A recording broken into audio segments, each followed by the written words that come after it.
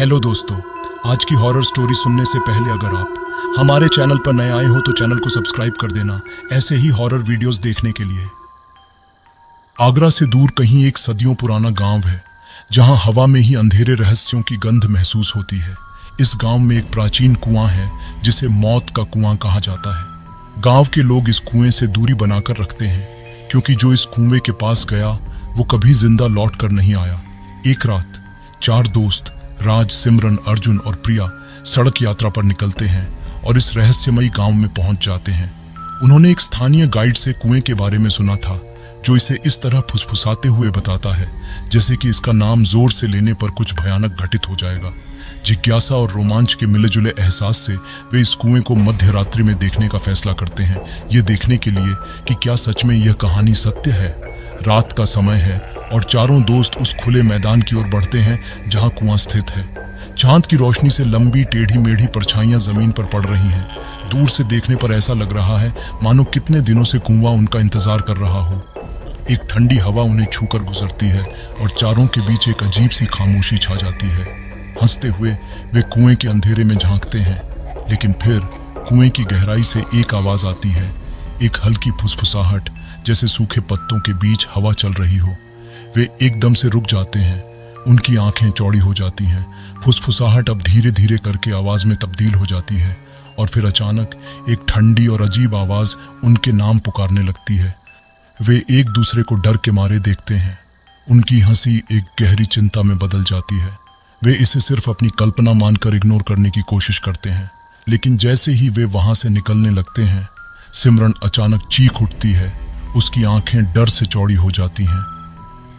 इससे पहले कि कोई कुछ कर पाता, एक अदृश्य शक्ति उसे कुएं की ओर खींचने लगती है। उसकी चीख रात की खामोशी को चीर देती है, लेकिन फिर अचानक वह आवाज बंद हो जाती है और सिमरन अंधेरे में समा जाती है। दोस्त कुएं के किनारे पर दौड़ते हैं, नाम पुकारते हैं, लेकिन कोई जवाब नहीं आता। सिर्फ कुएं के किनारे पर एक खून से सना हुआ हाथ का निशान मिलता है। डर के कारण उन्हें समझ नहीं आ रहा कि यहाँ अभी क्या हुआ। वे वहां से भागते हैं, गांव की ओर दौड़ते हैं। उनके दिल डर से धड़क रहे हैं। गांव के कुछ लोग उन्हें दया और चिंता की नजरों से देखते हैं। बुजुर्ग उनकी ओर इकट्ठे होते हैं, उनके चेहरे गंभीर हैं और वे उन्हें गांव के उस श्राप के बारे में बताते हैं जो पीढ़ियों से गांव पर हावी है। मीरा, एक युवा महिला जिसे जादू टोने के झूठे आरोप में कुएं में फेंक दिया गया था, उसने मरते मरते एक श्राप दिया था कि वो किसी को चैन से जीने नहीं देगी। वे बताते हैं वर्षों से कुआं कई लोगों की जान ले चुका है और जिसने भी कुएं की फुसफुसाहट सुनी है उसकी मौत निश्चित है। राज, अर्जुन और प्रिया यह सुनकर घबरा जाते हैं। उन्हें एहसास होता है कि सिमरन अब कभी लौट कर नहीं आएगी, लेकिन राज इसे मानने से इनकार कर देता है। दोष और निराशा से प्रेरित होकर वह अर्जुन और प्रिया को मनाता है कि उन्हें सिमरन को बचाने का कोई न कोई तरीका ढूंढना होगा, चाहे जो हो जाए। तीनों मिलकर गांव के अंधेरे इतिहास की जांच शुरू करते हैं और उन रहस्यों को उजागर करते हैं जो लंबे समय से छिपे हुए थे। उनकी जांच उन्हें गांव के किनारे स्थित एक पुराने टूटे हुए मंदिर तक ले जाती है। अंदर वे एक प्राचीन ग्रंथ पाते हैं जो एक गुप्त कक्ष में छिपा हुआ था। वह ग्रंथ एक भूली बिसरी भाषा में लिखा हुआ एक अनुष्ठान का वर्णन करता है जो शायद श्राप को तोड़ सकता है और कुएं द्वारा बंधी आत्माओं को मुक्त कर सकता है। लेकिन इस अनुष्ठान के साथ एक गंभीर चेतावनी भी जुड़ी हुई है। इसके लिए एक बड़ा बलिदान चाहिए जिसे हर कोई नहीं कर सकेगा। जैसे जैसे वे ग्रंथ को पढ़ते हैं उन्हें समझ में आता है कि अनुष्ठान को पूरा करने के लिए उन्हें खुद का एक हिस्सा कुएं को अर्पित करना होगा। इसमें मीरा का एक लॉकेट, एक इच्छुक व्यक्ति का खून एक शीशी में और मानव वसा से बनी एक मोमबत्ती शामिल है। यह अनुष्ठान मध्य रात्रि में पूर्णिमा की रात को करना आवश्यक है, जब जीवितों और मृतकों के बीच का पर्दा सबसे पतला होता है। अपने बढ़ते डर के बावजूद उन्हें पता है कि उनके पास कोई और विकल्प नहीं है। अगर वे ऐसा नहीं करते तो न सिर्फ सिमरन हमेशा के लिए खो जाएगी, बल्कि वे खुद भी कुएं के श्राप का शिकार हो सकते हैं। भारी दिल से वे जरूरी वस्त्र इकट्ठा करते हैं और कुएं की अंधेरी ताकत का सामना करने के लिए तैयार हो जाते हैं। जैसे ही वे फिर से कुएं के पास पहुंचते हैं, हवा में एक भारी खतरे का एहसास होता है। अब फुसफुसाहटें और भी तेज हो गई हैं, जैसे कि कुआं खुद जिंदा हो और अधिक आत्माओं के लिए भूखा हो। दोस्त अनुष्ठान की तैयारी करते हैं, मोमबत्ती जलाते हैं और ग्रंथ में लिखे प्राचीन शब्दों का उच्चारण करते हैं।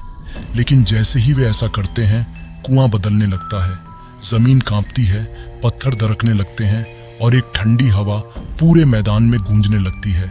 अब कुआं सिर्फ एक कुआं नहीं है, यह एक दूसरी दुनिया का द्वार बन गया है, गांव का एक बुरा डरावना संस्करण। कुएं से एक काले आकार का साया उभरने लगता है। यह मीरा है, जिसकी आत्मा सदियों से कुएं में बंधी हुई है और उसकी आंखों में गहरी प्रतिशोधी नफरत जल रही है। वह उनसे मांग करती है कि उनमें से एक उसकी जगह कुएं में आकर बंध जाए, नहीं तो वह सभी को अपने साथ ले जाएगी। दोस्त डर से स्तब्ध एक दूसरे को देखते हैं, यह समझते हुए कि उनमें से किसी को एक बड़ा बलिदान देना होगा। राज, सिमरन और बाकी दोस्तों को बचाने के लिए खुद को पेश करता है। लेकिन जैसे ही वह आगे बढ़ता है, कुएं की शक्ति बढ़ जाती है और वह सबको अंधेरे की ओर खींचने लगती है। प्रिया, जिसकी हिम्मत अब टूट रही है, वह राज को जोर से पकड़ लेती है। राज भयानक दृश्यों के बावजूद अडिग रहता है। वे जानते हैं कि उन्हें सिमरन तक पहुंचना ही होगा, लेकिन कुआं उन्हें तोड़ने के लिए अटल था। वे जैसे जैसे उस विकृत भूल भुलैया में आगे बढ़ते हैं, उनका सामना उन आत्माओं से होता है जो पहले इस श्राप का शिकार हो चुकी थीं। उनके चेहरे पीड़ा में विकृत और उनकी आंखें मुक्ति के लिए प्रार्थना कर रही थीं। कुआं डर और निराशा से पोषित होता है और उन्हें यह समझ आता है कि श्राप को तोड़ने का एक ही तरीका है, मीरा का सामना करना और उसे शांति प्रदान करना। कुएं के गहरे हिस्से में वे सिमरन को पाते हैं, जो एक भयानक मध्यवर्ती अवस्था में फंसी हुई है, उसकी आत्मा के श्राप से बंधी हुई है। मीरा की आत्मा उसके ऊपर मंडराती है, एक क्रोध और दुख से भरी हुई आकृति। राज, अर्जुन और प्रिया मीरा से विनती करते हैं, उससे सिमरन को छोड़ने और इस पीड़ा के चक्र को समाप्त करने के लिए कहते हैं। लेकिन मीरा की नफरत बहुत गहरी है और वह एक बलिदान की मांग करती है। उनमें से किसी एक को उसकी जगह कुएं में हमेशा के लिए बंधना होगा।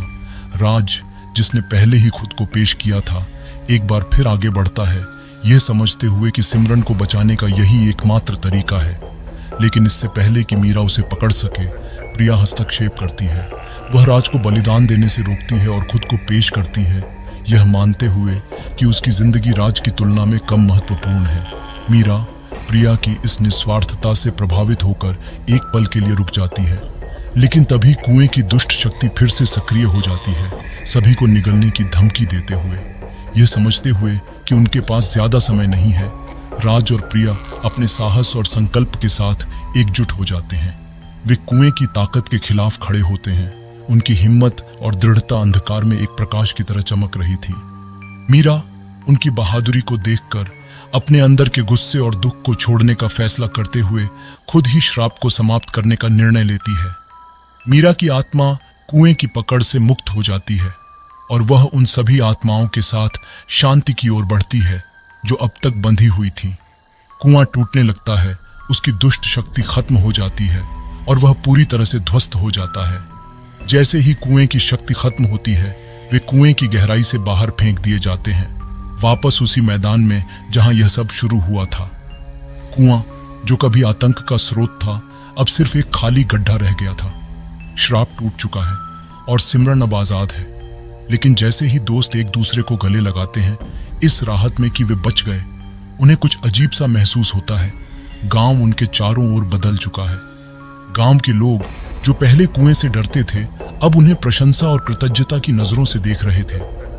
जैसे ही वे गांव छोड़ने की तैयारी करते हैं, उन्हें एहसास होता है कि जब वे कुएं में थे, तब से दशकों बीत चुके हैं। वे अब इस दुनिया में अजनबी बन गए हैं, जहां सब कुछ उनके बिना आगे बढ़ चुका है। जैसे ही वे गांव से दूर जाते हैं, हवा में एक हल्की फुसफुसाहट सुनाई देती है, एक आवाज जो अजीब तरह से जानी पहचानी लग रही थी। यह सिमरन की आवाज है जो उनके नाम को पुकार रही है।